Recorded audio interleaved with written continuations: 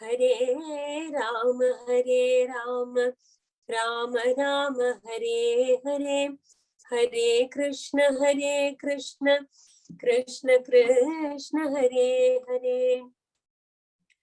Kalaye Sundarakaram Sadaika Priyadarshanam Ajnananashakam Devam Sadgurum Muralidharam Murali Mandita Karakamalam Munijanamohanam Vyatyastapadam Vanamala Prema Bhakta Mandala Nitya Kirtitam Shri Premikavaradam Ashrayeham. Krishnaya Vasudevaya Haraye Paramatmane Pranata Klesha Nashaya Govindaya Namo Namaha. Nama Sankirtanam Yasya Sarva Papa Pranashanam Pranamo Dukkha Shamanaham Tam Namami Harim Param. Shri Haraye Namaha, Shri Haraye Namaha, Shri Haraye Namaha. Gopika Jeevana Smaranam Govinda Govinda Sadgurunath Maharaj Ki Jai. Radhe Radhe, and welcome to all the Kishora Bhagavatas for yet another session on this most beautiful scripture, Srimad Bhagavatam. We saw in the last session, the last few sessions we have been seeing only the overview of Bhagavatam, and now that we have a fairly good idea about what is there in Bhagavatam and what we can expect when we are learning Bhagavatam, the kind of stories that we would get to know when we read Bhagavatam. So we have all that idea. We know that we have 12 cantos, we have 335 chapters, and you guys know the number of shlokas also now in all the chapters and all the cantos. So we have that basic idea. So we are ready to get into the story of Bhagavatam. And at the very outset, because we are all Kishora Bhagavatas, I'm going to tell only the simple outline stories of this Bhagavatam. So at the end of the learning session, there's no end to learning Bhagavatam. But initially, once you get to know the basic stories, you'll be able to tell people what is there in Bhagavatam. You'll know the outline of Bhagavatam. So we may not go deep into the stories or deep into many shlokas, etc. We'll just go through the storyline. And now and then I'll pick up one sloka and we'll dwell a bit deeply in that. Slokas that I might feel that you would find it interesting. I will just take up that. But for now, we'll take up only the outline. So Bhagavatam begins in a very beautiful forest. See, usually whenever we read any story, we say, once upon a time, on the banks of this river, in this village. No, that's how our story begins. Yes, we do have Dhyana Shlokas, and our Vyasacharya has also given some Dhyana Shlokas. We will reserve those Dhyana Shlokas for explanation of those Dhyana Shlokas for another time. But the story begins just like every other story, where Vyasacharya takes us to the place where it all begins. And it is in this beautiful forest of Naimisharanya. See, Naimisharanya, Aranya itself means a forest. Okay? Aranya itself means a forest. That is why, our ashram of our Guru Maharaj, it is called Madhurapuri Ashram. And the village in which it is set is called Maharanyam. Maharanya means it was a very dense forest. It must have been a very dense forest. And the history goes that Sri Ramachandra Prabhu stayed for a few nights in that place during his Vanavasa. He walked through those villages, and it is said that he also stayed there for a night. And that is what is special about that Maharanya. And in Ramayana also, when Ramachandra Prabhu enters this Dandakaranya forest, Valmiki says, Pravishatu Maharanyam Dandakaranyam Atmavan. So Rama enters this dense forest, which is Maharanyam, right? So Aranyam itself means a forest. Bhagavan takes any form, right? Bhagavan is capable of taking any form. And when Bhagavan comes down in any form, what do we call that? We call it an avatara. Yes, I can see many of you moving your lips. Since you're muted, but I still know you guys know that. So it is called an avatar, and which means Bhagavan descends, right? And Bhagavan can take many avatars. The most famous avatars are the Dashavatara. And even in that, Bhagavan took the form of a fish. Bhagavan took the form of a wild boar. Bhagavan took a very different form. We don't know what it is. He was half man, half lion. We just call him Narasimha, right? So Bhagavan can take any form. When he chooses to come down and be amongst us, he can take the form of a human being. He can take the form of a deva. He can take any form, right? And one such avatar of Bhagavan is in the form of a forest, and that is Naimisharanya. So Naimisharanya, the entire forest, is an avatar of Bhagavan. And while I tell this, please note down a small homework. You don't have to send this to me. I'll ask this, you can just tell me when we meet next time in the next class. Find out what else Bhagavan has become. Hint is, Bhagavan has become a lake somewhere. So you can, kind of figure out what that avatar is. So apart from this forest, think of some other forms in which Bhagavan is, try and dig, and we'll discuss it in the next class. Okay, so this Naimisharanya, there our story goes, that itself is Bhagavan.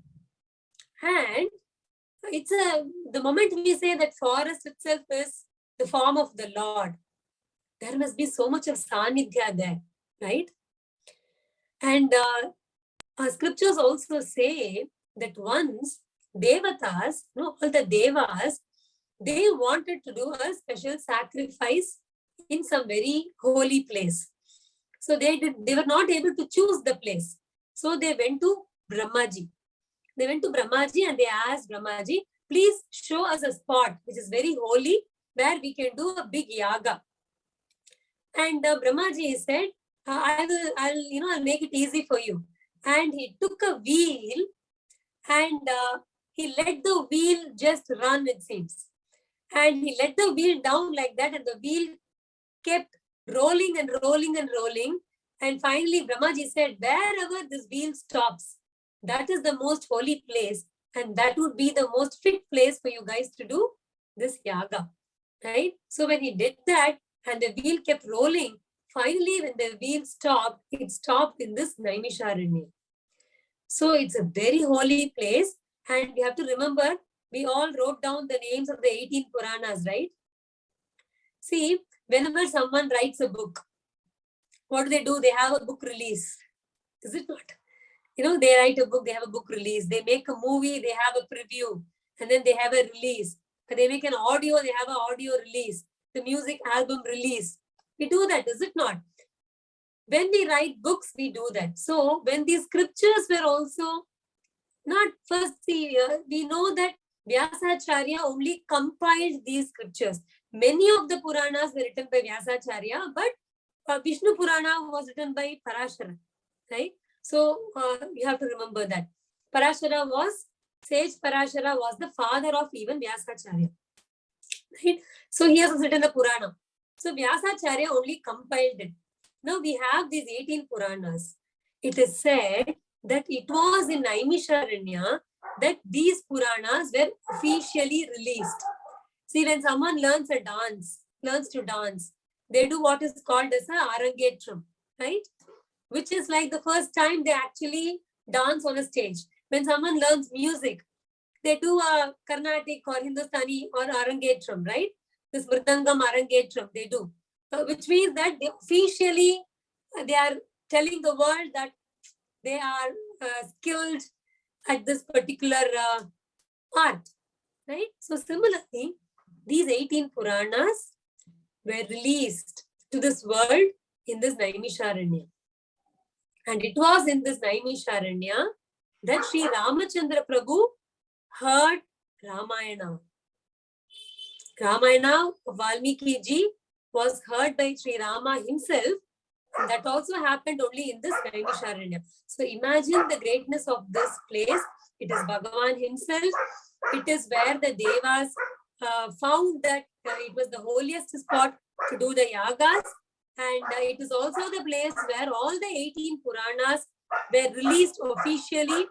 And it is also the place where Sri Ramachandra Prabhu heard Ramayana. Right? It is such a holy place, this Naimisharanya. And that is where Vyasacharya is taking us. And in this Naimisharanya, there were a few rishis who were engaged in doing sacrifice, right? A yaga. And it was called a Satra Yaga.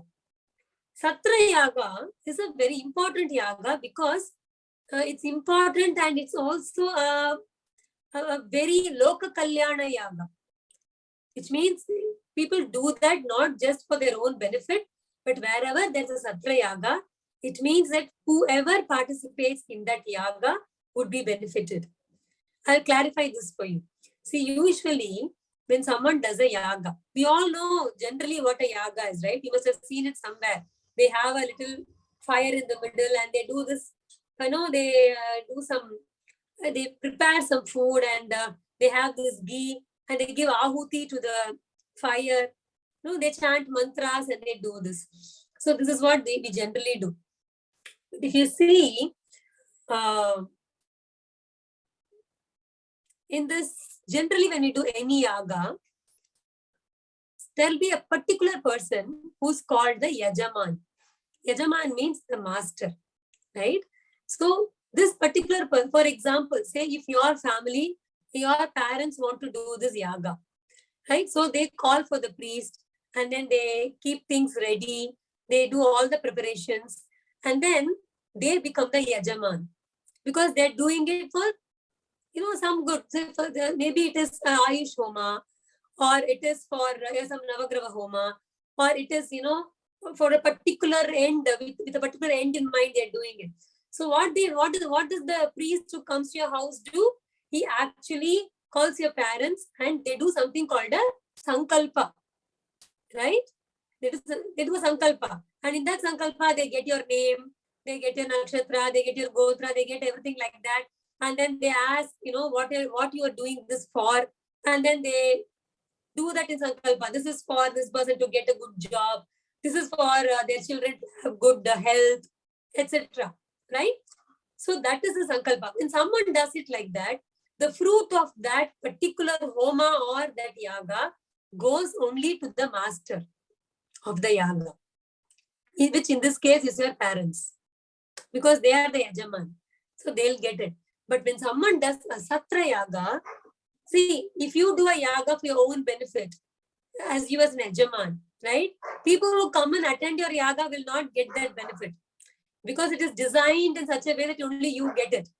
But when you do a Satra Yaga, it is said that whoever contributes to that yaga in any form, even if they come there and just sit there, they get the benefit. So it is for the goodness of, the auspiciousness of everybody around us and not just us. So there were a few rishis who wanted to do this Satra Yaga for the benefit of this world. And the leader of these rishis was called Shaunaka Rishi. Remember first conversation, the conversation loops that happen in Bhagavatam? So the Shrota is the Shaunaka, right? Shaunaka Rishis. We call it Shaunakadi Rishis. Why? Shaunaka Rishi is the primary Rishi. He, his disciples and all the other rishis who were with him. Adi means etc. That's what it literally means. So Shaunaka Rishi and the rest of them is called, together they are called Shaunakadi Rishis.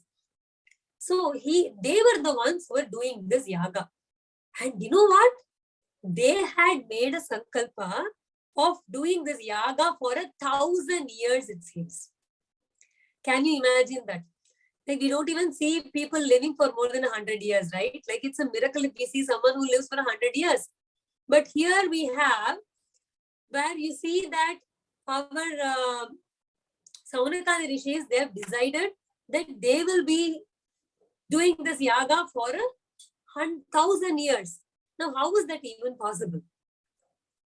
Bhagavatam says in the later chapters that they had this power, it seems. They invited the Lord of Death. See, usually people don't live that long because they die. Is it not?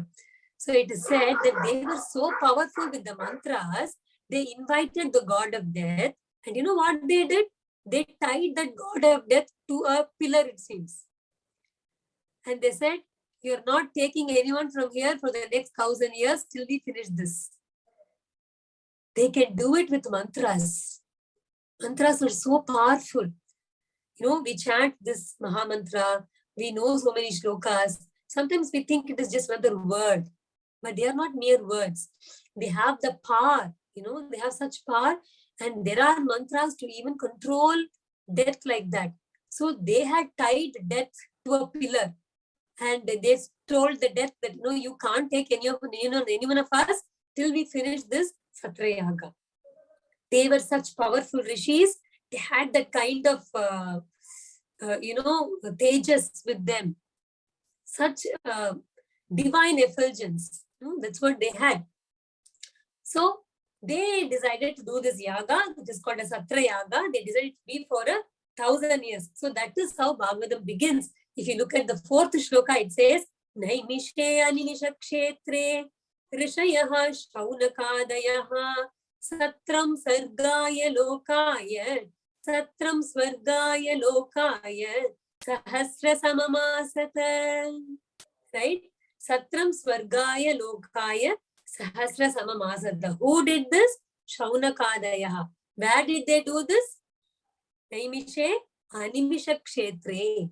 They did this in this Animisha Kshetra, which is Naimisharanya. Animisha means Lord Vishnu. Because it is the avatar of Bhagavan Vishnu himself, it is called Animisha Kshetre. Right? So, when we do this yaga, whenever we do this yaga, there are a few rules that go with it. One is that you cannot sleep in the afternoon. Whenever there is a bit of a break between the yagas, you have to keep yourself engaged with something. And it should be only some kind of Bhagavat Vishaya. Okay. So, what they usually do is, like I said, all these Puranas were released in Naimisharanya. Why? Because during the yaga, there is a period called Viramakala. Like we all have lunch break in our schools, right? We have tea breaks, lunch breaks. Similarly, Virama means rest. That's what it means. Virama, Arama, everything means rest. So they needed some rest period. And you know what the rest was? The moment we say rest, we think we can sleep or we can while away. But during the yagas, the rest was to listen to stories of Krishna. It was Bhagavad Katha. So that is how they heard all the 18 Puranas. Every time there was a yaga, there were people who were called Pauranikas. Like we said, Sutta was a Pauranika, which means their business is to learn the Puranas and tell to people, narrate it to others. That was their profession. That's what they did. That was their livelihood. So such people are called Pauranikas. People who chant, who narrate Puranas are called Pauranikas.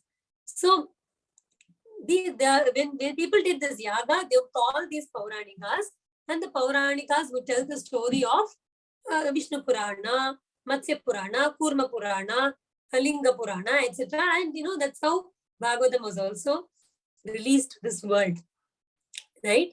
But it was released to the world not through this, but through, we got it through this Naimisharanya, but we know how Bhagavatam was first narrated by Bhagwan to Brahmaji, and then, how our Shukacharya spoke of this to Parikshit, and the Shaunakadis are going to listen only to that Bhagavatam. So, our Shaunakadi rishis, when they did this yaga, they also had this Virama Kala. But the difference is, usually when people do yaga, the yaga time will be a lot. Say, for example, the whole of the day, 16 hours, 8 hours for night sleep, forget it. So the rest of 16 hours, when you have, say, people generally do yaga for around 12 hours or 13 hours, right? And the katha will be for 2 hours or 3 hours, something like that. But Shaunakadi rishis were engaged in this sacrifice, in this yaga, because they wanted to sit and listen to Bhagavatam, it seems. So you know what they did? They did the yaga only for 2 or 3 hours. The rest of the time, they were listening only to stories. They said, this is what we want. If we don't have a yaga, people will disturb us by calling here and there. So we decided we'll conduct this yaga. We'll keep this yaga as a ruse, as an excuse to listen to Bhagavad Katha, to listen to the glory of Krishna. So they wanted to enjoy all the Katha. So they had invited Suta Pauranika, and when Suta Pauranika came, they gave him a higher seat. They gave him an asana. It is called Vyasa Peetam.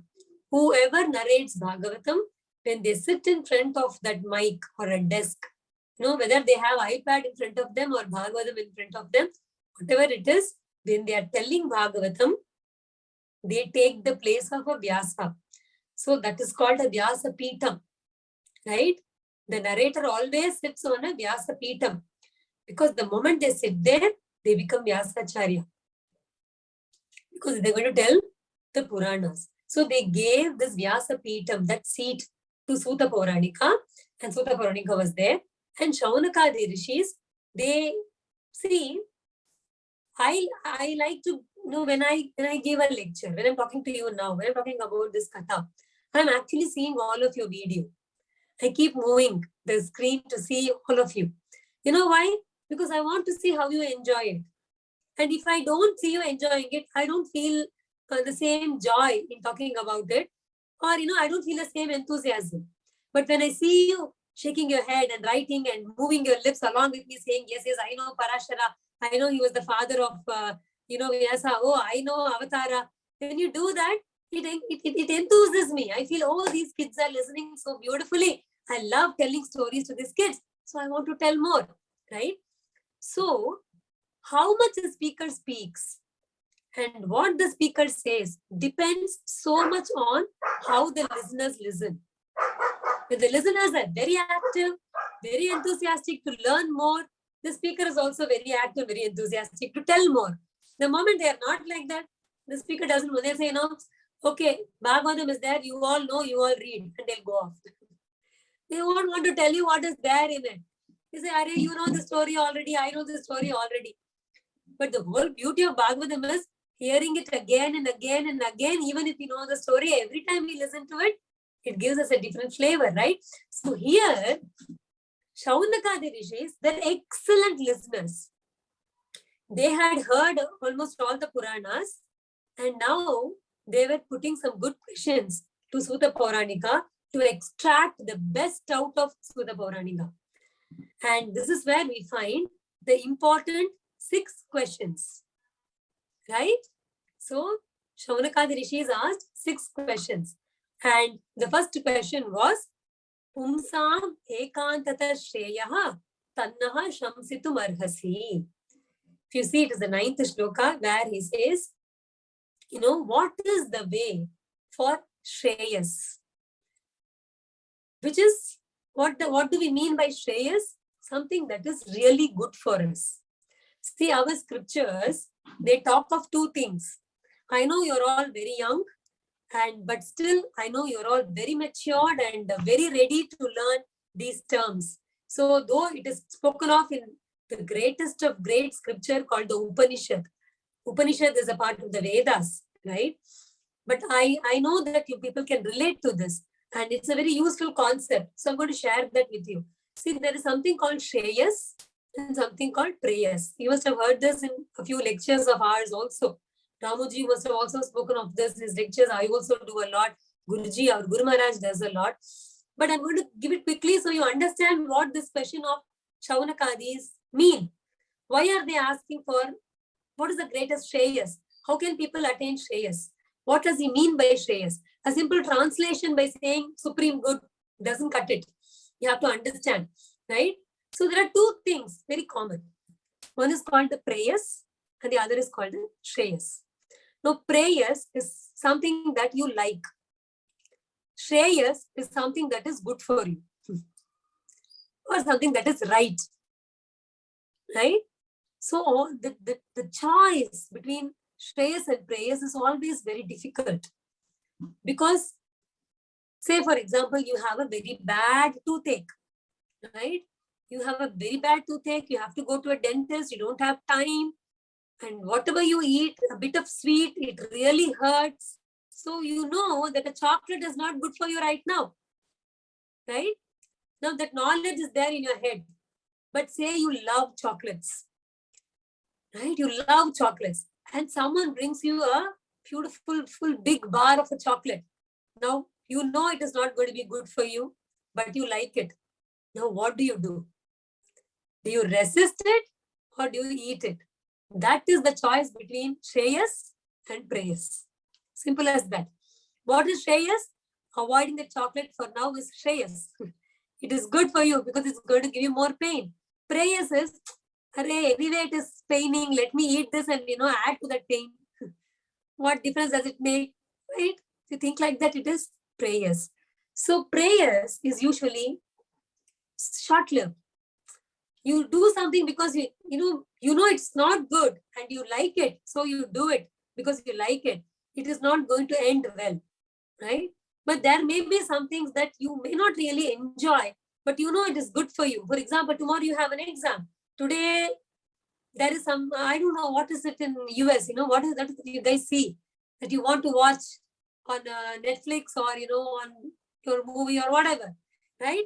Tomorrow you have an exam, you have to give a test, but there's something, a new episode coming on today, and what choice do you make? Do you waste your time seeing that? Not that I'm not asking you not to see that at all, but the question here is about the timing. Tomorrow you have a test, you have to prepare for that, you have very less time for that, and you have this Netflix episode coming out. What do? If you choose to see that, then you're going to lose on your test, and that is going to reflect for a long time, right? But if you make a bit of a sacrifice for tonight and focus on just reading today, and then pushing this Netflix as a reward for a good exam that you've given, right? That's a good way to go. That is Shreyas for you, because in the long term, the test that you give is going to help you. It's for gaining knowledge, right? It's not just about the marks there. So, very simple definition is, praise is something that you may like but may not be good for you. Shreyas is something that you may not like but is going to be good for you. Praise is something that will give you joy for a very short term, but Shreyas is something that will give you joy that would last for a long term, right? There are some unique things like Bhagavatam that is both Shreyas and praise. Like we like it also and it's good also. So such things are easy. Such choices are easy to make. But here, that's why Shonaka is saying, what is really good? Don't tell me something that will give people some temporary joy. Is this similar to wants and needs? Almost, right? But it's at a different level. So it's a very beautiful point. We can discuss it at some other point. It is something like, wants and needs. But you can say that want is like the prayers and need is like Shreyas, right? But it is not exactly the same. Shreyas is something that is good for you, and the real Shreyas is to know the highest truth, right? To know why we are here, the purpose, which we say, you call it attaining Krishna or call it attaining moksha. That is the highest. But before that, there are many levels of Shreyas that we can understand before we get there. And wants and needs are a topic in itself, which we will discuss certainly at some point, not for now. Right? So here, the first question of Shaurakadis is, what is the way, the path to attain that Shreyas, to attain that supreme good? Please tell us that, right? How can we find that kind of happiness? How can we find the joy? I'll explain this better in the next session again, so we understand this. But for now, I'll quickly tell the 6 questions. Most of you seem to know that already, so it's going to be like a refresher for you. But there might be a few of us here who don't know. So please bear with me while I go through the whole 6 questions again. The first one is, Pumsam ekantata shreyaha. Tell us what is the way to Shreyas, the best path to attain the supreme good, right? And then he says, we also know that Bhagavan was born, Devakyam Vasudevasya Jato Yasya Chikirshaya. We know that Bhagavan was born as Lord Shri Krishna to Devaki and Vasudeva. Tell us why he was born. What is the reason for his avatara? Third question is, tell us also about the various other avatars of Bhagavan. And then please tell us about, the fourth question is about the Gambhira Leela. There are Madhura Leelas and Gambhira Leelas. Madhura Leela is all the Krishna Leela, the Navanita Choryam, the Rasam, Govardhana Uddharana, all that. Gambhira Leela is talking about the creation, how this world was created by Bhagavan. That is the Gambhira Leela. Please tell us about that. And then tell us about all the Leelas that Krishna and Balrama did. That's the fifth question. And the final question, the sixth question, he says, Bhagavan incarnated as Krishna and he did all these Leelas here. But then he left to his abode again. After Krishna left this world, where did Dharma seek refuge?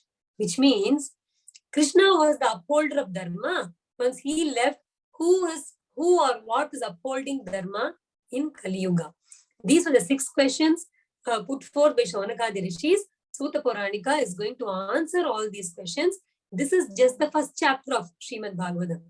I'm going to go a bit slowly in the first few chapters and, in this first canto, then we'll skip and go really fast. Because the first canto is full of stories and it sets the basic mood for this entire Bhagavatam. Once we know that, we know almost all the characters in, the main characters that plays in Bhagavatam, we would know that. So we'll go into that. This first canto is called Adhikari Skanda. Remember that every skanda has a name. This is called the Adhikari Skanda. And I will tell you why it is called so in the next session. So for today, we'll stop with these 6 questions. You can do the Parayana. And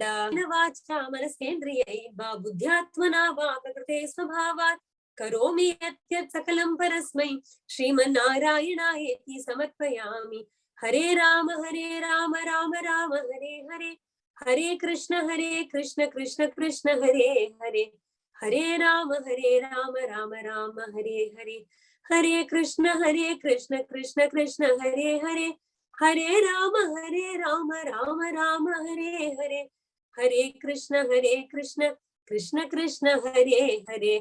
I have one question from Krishna Bandhu here, and he says, is there only 14,088 slokas in all of 12 cantos? See, we say Bhagavatam has 18,000 slokas.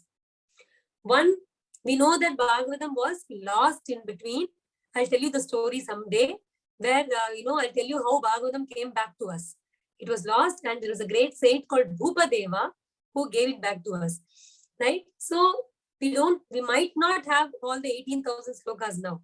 But the other explanation is, I know the question comes from that because you say there's only, when you count, it's only 14,000 something, but we say it is 18,000 slokas. So where are the other slokas? The other thing is, you don't count the slokas like the numbers that we have. That is for our reference. When you count a shloka, you count it in a different way, every 32 aksharas, or, there is a very particular way in which you can actually count. And if you count it like that, we'll get 18,000, right? So we don't know the technique for now. So this is what we have right now. So yes, whatever the number shows, that is what we have now, right? So with that answer, we'll conclude the session. Happy Parayana to all of you. Radhe Radhe.